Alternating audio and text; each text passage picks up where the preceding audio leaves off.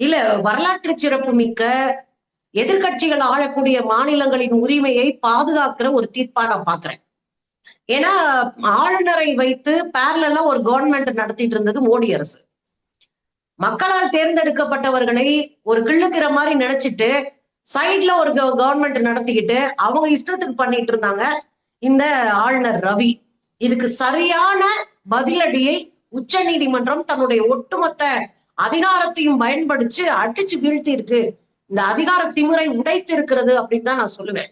இது ஒட்டுமொத்த எதிர்க்கட்சிகள் ஆளக்கூடிய மாநிலங்களுக்கும் ஒரு பெரிய வாய்ப்பை, ஒரு மாநில சுயாட்சியை, மாநிலத்தினுடைய சுயாட்சியை பாதுகாப்பதற்கான ஒரு சூழலை இது உருவாக்கி இருக்கு அப்படின்னு தான் சொல்லுவேன் இந்த தீர்ப்பு. அதுல இந்த தீர்ப்பு குறிப்பா ஆளுநருக்கு என்ன அதிகாரம் இருக்கு என்பதையும் வரையறை பண்ணிருக்கு. நீங்க ஆளுநர் நீங்க பாட்டுக்கு எதை வேணாலும் செஞ்சுட்டு போக முடியாது. ஆளுநருக்கு தனித்த அதிகாரம் கிடையாது.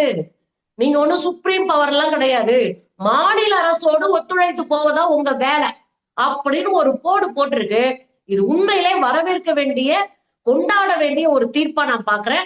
இதோட சேர்த்து ஆளுநர் போன்றவர்கள்லாம் ஆடுவதை ஒடுக்கி ஒரு கால வரையறையும் எல்லையையும் பிக்ஸ் பண்ணிருக்கு. அது ரெண்டாவது மிக முக்கியமானது. ஏன்னா நம்ம ஒரு தீர்மானத்தை போட்டு அனுப்பி விட்டுறோம், அவங்க பாட்டு பல வருஷமா வச்சுட்டு உட்கார்ந்து இருக்கிறாங்க.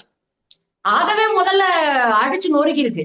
நீங்க பாட்டுக்கெல்லாம் போட்டு கிடப்புல போட முடியாது. நீங்க உடனடியா ஒரு மாசத்துல செய்ய வேண்டிய வேலையை ஒரு மாசத்துல செய்ய, 3 மாசத்துல செய்ய வேண்டிய வேலையை 3 மாசத்துக்குள்ள முடிச்சே ஆகணும்னு ஒரு தீர்ப்பு சொல்லி இருக்கிறாங்க.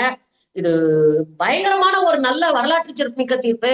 தமிழ்நாட்டுல இருந்து அனுப்பப்பட்ட 10 தீர்மானங்களையும் நிறைவேற்றுவதற்கான ஒரு தீர்ப்பு அப்படின்னு தான் பாக்குறேன். சொந்த அதிகாரத்தை வச்சு இதுவரையும் தடை பண்ண அத்தனை போட்டு உடைச்சு 10 தீர்மானத்தை நிறைவேற்றிக்கலாம் அப்படின்ற ஒரு சூழலை இங்க உருவாக்கி இருக்கு.